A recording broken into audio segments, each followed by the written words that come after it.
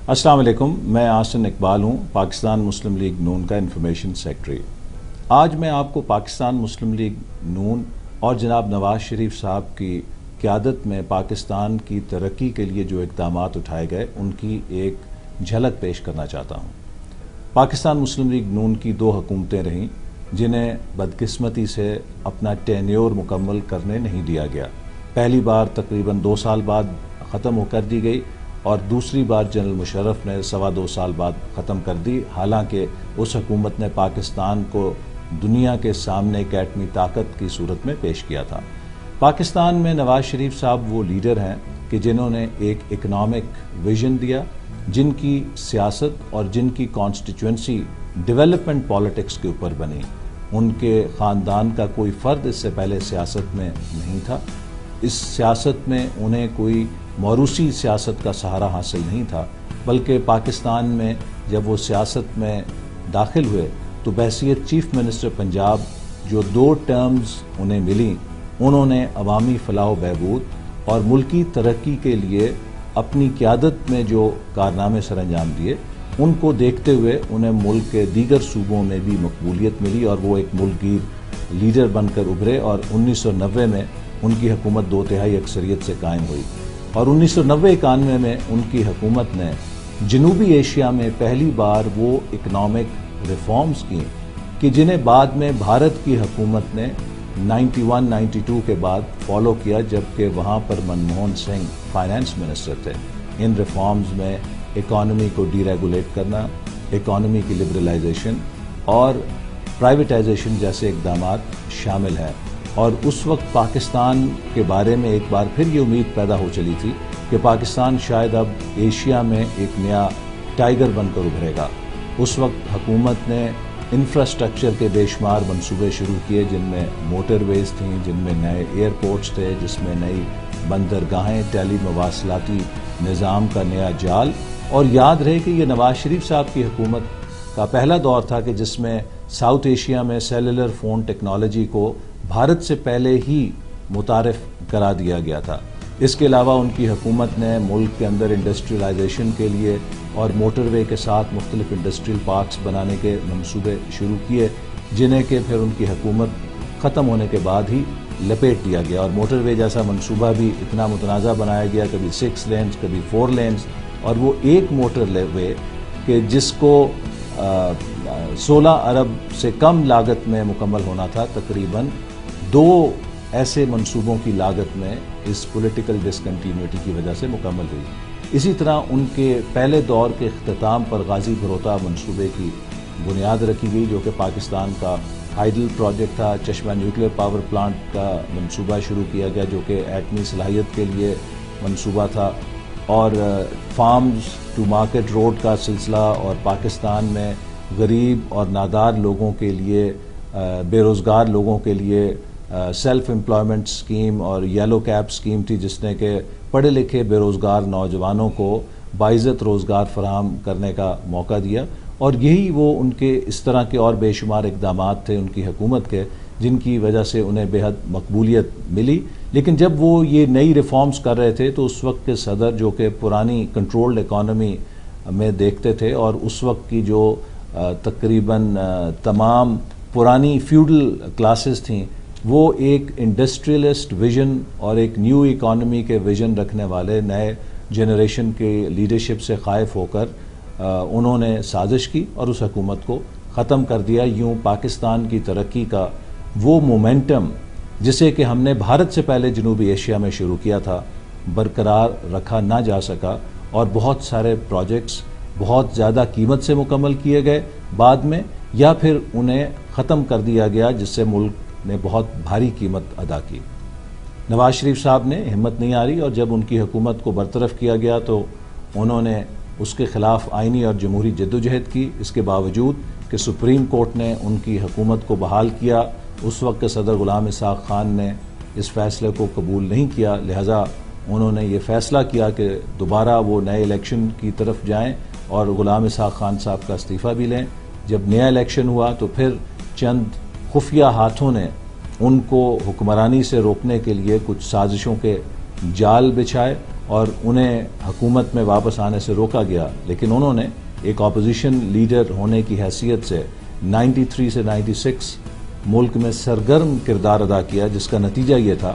کہ 97 میں دوبارہ ان کی حکومت کو 2/3 اکثریت ملی، اور جب وہ برسر اقتدار آئے تو انہوں نے ایک بار پھر فوری طور پر ملک کو ترقی کے راستے پہ ڈالنے کے لیے اقدامات اٹھائے۔ ملک میں اکنامک ریفارمز کی گئیں، اور ان کا یہ دور حکومت تھا کہ جس میں second generation of economic reforms کی گئیں کہ جو آج تک جاری ہیں، جس میں پاکستان کے اسٹیٹ بینک کو آزادی دی گئی، اٹانومی دی گئی، پاکستان کے فائنینشیل سیکٹر کو ریفارم کیا گیا، جتنے پاکستان کے قومی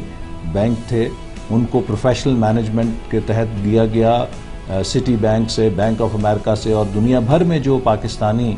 اعلیٰ ترین عہدوں پر فائز تھے انٹرنیشنل بینکس میں، انہیں مدعو کیا گیا، انہیں سرکاری بینکوں کا سربراہ بنایا گیا اور ان بینکس کو پروفیشنلائز کیا گیا۔ اسی طرح کیپٹل مارکیٹ ریفارمز کی گئیں، اور پھر جب پاکستان کو نیوکلیر ایکسپلوژن کے نتیجے میں سینکشنز کا نشانہ بنایا گیا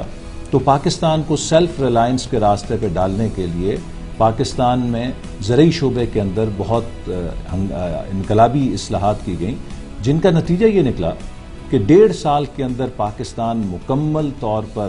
خود کفیل ہو چکا تھا۔ پاکستان چینی ایکسپورٹ کر رہا تھا، پاکستان گندم ایکسپورٹ کر رہا تھا، پاکستان ٹیکسٹائلز ایکسپورٹ کر رہا تھا، پاکستان رائس ایکسپورٹ کر رہا تھا، اور Pakistan fruits and vegetables export کر رہا تھا۔ ہم اس وقت بھارت کو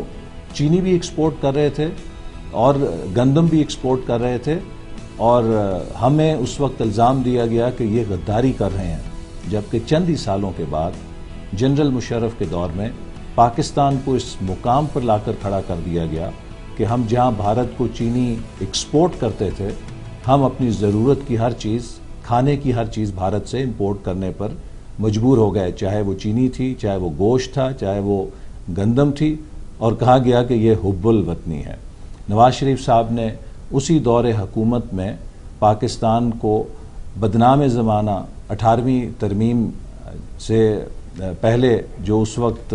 ہم نے جس کے نتیجے میں 17ویں ترمیم ختم کی، اس وقت 8ویں ترمیم کو کہا جاتا تھا کہ یہ پارلیمنٹ کے اوپر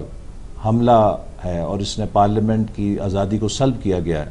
تو 13ویں اور 14ویں ترمیم سے پاکستان میں وہ بدنام زمانہ 8ویں ترمیم کو ریورس کیا گیا، اور اس کے ساتھ ہی فلور کراسنگ کے لیے قانون بنایا گیا تاکہ پاکستان کی پالیٹکس سے یہ جو خرابی ہے، خطا، اس کا کلاکامہ ہو۔ اسی دور میں دنیا نے دیکھا کہ نواز شریف صاحب نے اپنے عزم اور بہادری کے ساتھ پاکستان کو ایک ایٹمی طاقت بنایا، اور اس کے بعد جو پابندیاں لگیں، جس طرح حکومت نے ان کا سامنا کیا کہ ملک میں کہیں نہ پیٹرول پمپ پہ لائن لگی، نہ کسی ضرورت کی چیز کی کمی ہوئی، اور 1 سال میں دنیا کو خیال تھا کہ شاید پاکستان ان پابندیوں کا مقابلہ نہیں کر سکے گا، لیکن ہم نے ایک اچھی حکمت عملی اور اقتصادی منصوبہ بندی سے ان پابندیوں کا مقابلہ کیا، دنیا ان پابندیوں کو اٹھانے پہ مجبور ہوئی، اور سب سے بڑھ کر یہ کہ اس پوزیشن آف سٹرینتھ سے ہم نے بھارت سے ایک امن کے معاہدے کا بھی آغاز کیا، اور لاہور پیس پروسیس وہ ماسٹر سٹروک تھا پاکستان کی ڈپلومیسی کا، کہ جس میں ہم نے دیکھا کہ برابری کی بنیاد پر ہمیں جب انڈیا کے پرائم منسٹر واجپئی لاہور آئے تو ایک ایسا ڈیکلریشن سائن کرنے کو ملا کہ جس میں لگتا تھا کہ 2 ساورن اینڈ ایکول سٹیٹس مل کر امن قائم کر رہی ہیں،